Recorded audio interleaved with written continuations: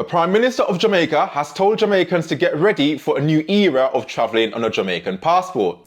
The next decade for Jamaica is when everybody's going to be begging us to come to their country, and they're going to remove all the visas. The Prime Minister was speaking at a town hall meeting in Barbados while attending the CARICOM Heads of Government Summit. Now, most Jamaicans will know about the stress you get when you're travelling overseas with a Jamaican passport. Jamaica is consistently ranked among the lowest Caribbean countries on major passport indexes, with only the likes of Haiti, Cuba, the Dominican Republic and Suriname ranking lower. This means that a Jamaican passport holder will need a visa to visit all of North America and Europe, the places which Jamaicans are most connected to. The latest Henley Passport Index has Jamaica with visa-free access to 88 countries. This is in contrast to stronger passports across the region like Barbados with 163, the Bahamas with 159 and St. Kitts and Nevis with 155. The strength of some of these passports has allowed countries in the Caribbean like St. Kitts to offer citizenship by investment programs, which earns a tiny Caribbean island millions of dollars per year. Now that said,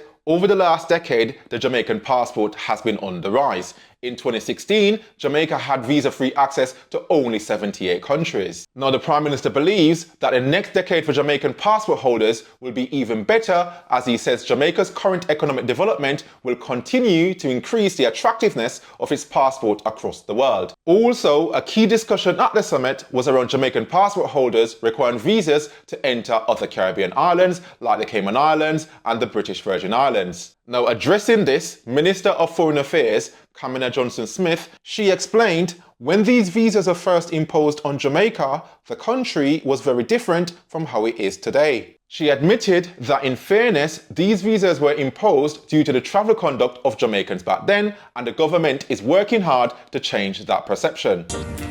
Where we're not granted access, it is, sad to say, usually grounded in conduct which has placed us in a particular category. So every time somebody asks, in fact I don't like to discuss it because I don't like to admit that, but it is the reality. And when I admit it publicly, it affects my ability to advocate, which I continue to do. Not publicly, because these processes are not public. These are the things that require technical work and quiet diplomacy.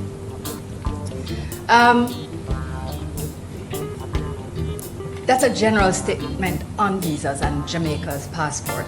The minister also explained that Jamaica has taken major steps to improve passport security, border control and connection to international security systems. But Prime Minister Holness was keen to highlight the contributions that Jamaicans have made to the development of other countries, and that the time might be right for many of these Jamaicans to return home and contribute to the development of Jamaica. He believes that the recent hardline immigration stance of the Trump administration might benefit Jamaica in attracting some of its citizens back to the country. Bringing back these skills, he says, can only accelerate Jamaica's economic development.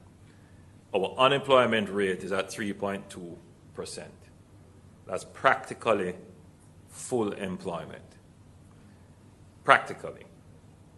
So labor is now a constraint on growth.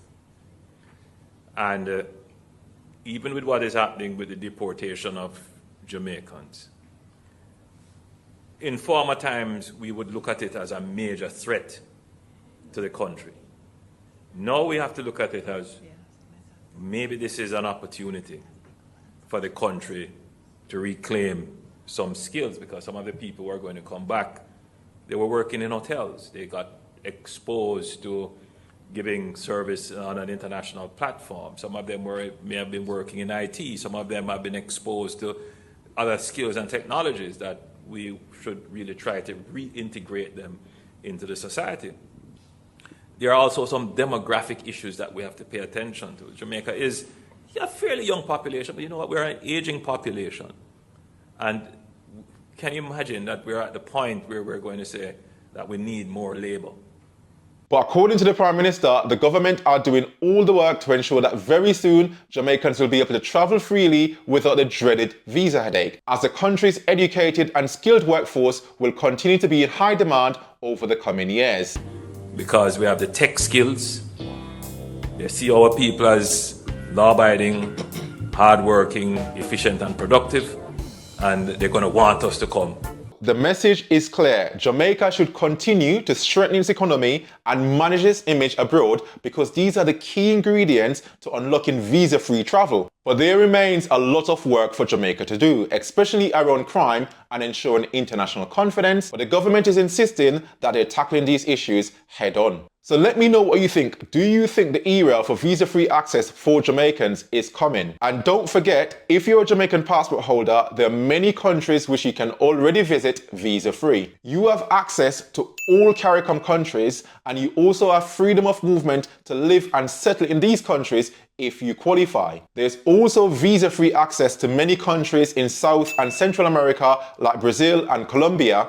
In Asia, you have access to South Korea and Thailand, and in Africa, you have access to countries like South Africa and Ghana, a country which is at the top of my list to visit very soon. Now, if you're excited about the possibility of visa-free travel in the coming years, make sure you subscribe and I will keep you updated. Also, let me know what you think in the comments. What do you think of this, and which countries do you want visa-free access to the most? Let's keep that conversation going. Don't forget to like the video to boost the algorithm. I'll see you on the next one.